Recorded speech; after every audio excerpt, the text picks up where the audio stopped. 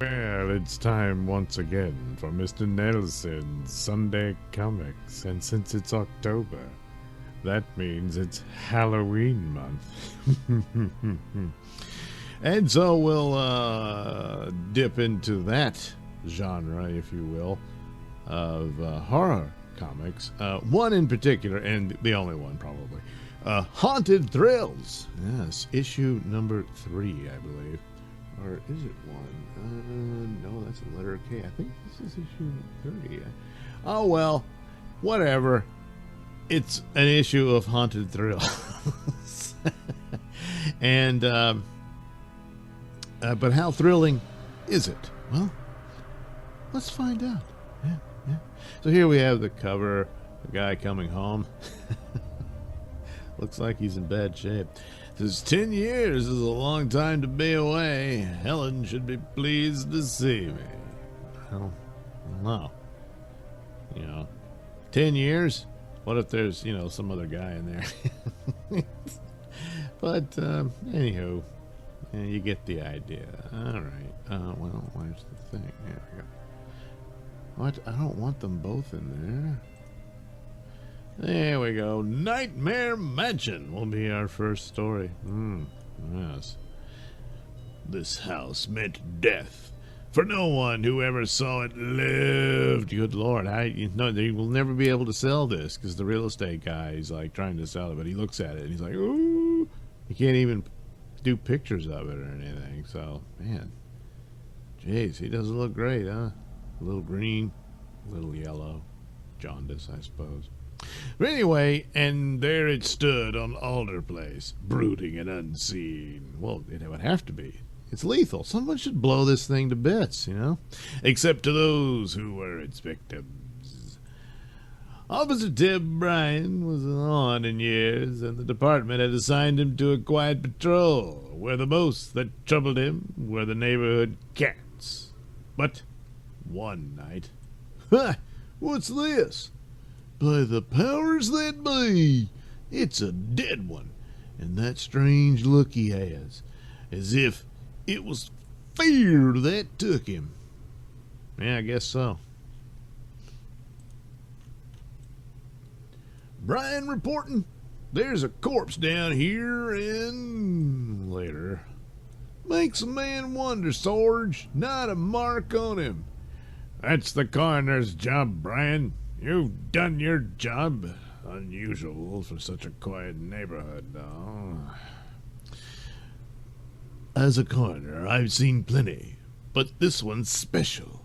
Not a drop of blood in him. Dead on arrival. Well, yeah, he'd been dead for quite some time, so anyway. Brian's grim discovery was entered in an open file, subject to further investigation, but that was only the beginning. Within 2 weeks, it happened again. I want to see you, Officer Bryan. Yes, sir, Chief, right away. Bryan, no one can figure out this mess on your patrol. Have you any ideas? Yes, sir, I mean, it would sound foolish, sir. It's the cats. Okay. It's the cat, sir. There's a spot near my turn, and 'tis a strange thing, but there's no cat to go in near to it. And 'tis a known fact, sir, that a cat fears not, but the haunted, sir. Ghosts. Is that true? Cats don't fear anything but ghosts? Well, that's what Brian thinks. It wasn't long before Brian's words had echoed throughout headquarters. Jeez. No. Oh, ho, Brian, let's have the cat solve the case. Little people. Ho, ha. Did you hear? The old coot's got it bad. Yeah, Brian's got banshees. And finally, the inevitable happened. I want to discuss your retirement with you, Timothy. Your pension is what? Timothy? I thought his name was Brian. Oh, Brian's his last name, right? I think so. Bloop, bloop. Tim Bryan, yeah. Two first names, but, well, it happens. I wanted to discuss your retirement with you, Timothy. Your pension is forthcoming, and I filled out the papers, sir. I was expecting your words. And so into the night went Brian. The badge that he had worn so proudly for so many years was not there to cover the lonesome ache in his loyal heart. Brian, you're a foolish, sentimental man. What sense does it make walking the beat that is no longer any of your business? But, pardon me, do you have a light? I have. Don't remember seeing you around here before. New to these parts? Oh, not at all, Officer Bryan. I live in the house at Alder Place. Well, thank you, and good night. Jeez. Yes, good night. And with a casual wave of his cigarette, the stranger... Good night, Brian. Gone. And he called my name. This is no place for you, Brian. Maybe the boys were right about me. I'm seeing things. That house wasn't there last night. There's an evil thing about this. Well, it's surely there now. And saying it isn't won't take it away. So I guess the house comes and goes. So, I mean, you know, when it's ready to murder somebody, it appears, I guess. Oh, jeez. Suddenly, hope flickered in Brian's thumping heart. Perhaps he could prove a point to headquarters after all. I don't really see how, but anyway. Courage now, Brian, my lad. Don't let a queer looking knocker frighten you. Welcome, Officer Bryan. Well, he's not an officer anymore. He's retired. But, whatever.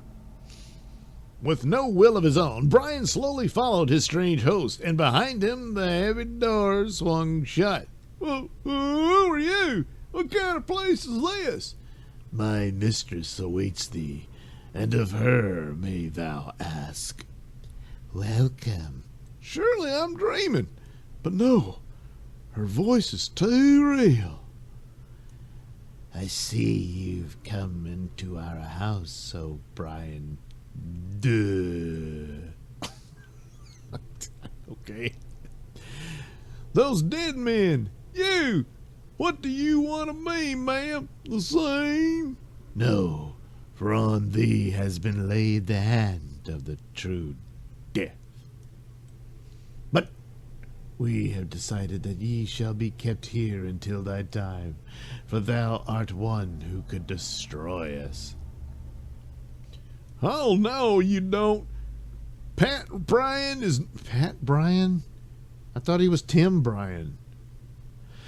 Anyway, well, he's getting up in years. Maybe a little senility has taken him. Anyway, Pat Bryan is no prisoner. Not while he's got strength left in his bones. Loose me. Dubba Acera. Okay, whatever. But suddenly all vanished, and Officer Bryan stood alone in bewildered terror as the moonlight swam across the barren hill. Who?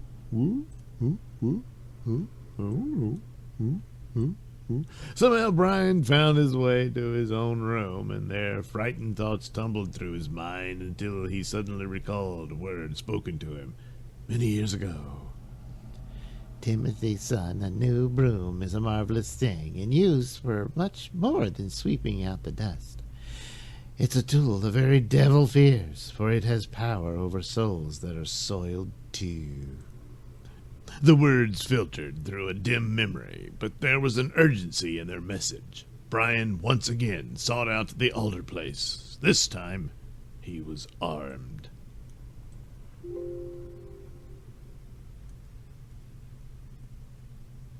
Oh, stop. Oh, Brian, duh. For thine own sake. Ah, Brian, the hand of the Lord of Death is upon thee. Spare us, and ye may be one with us, and have everlasting life. Grundon, he has found our destruction. I am being dissolved. Oh. It's true. The broom swept them away. I'll never know what evil brought them here to rob poor mortals of their lives, but they're done for now.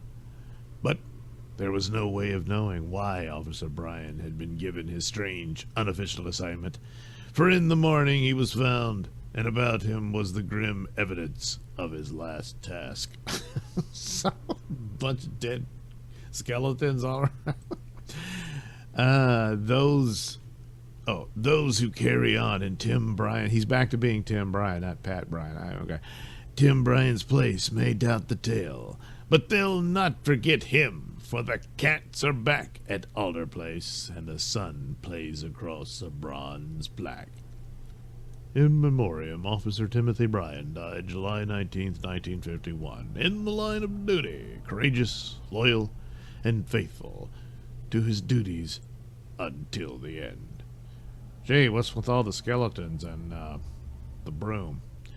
We didn't look into that. We decided to forget the final moments of his life and just go on about him being faithful and stuff. So there you go. Poor Timothy Patrick Bryan.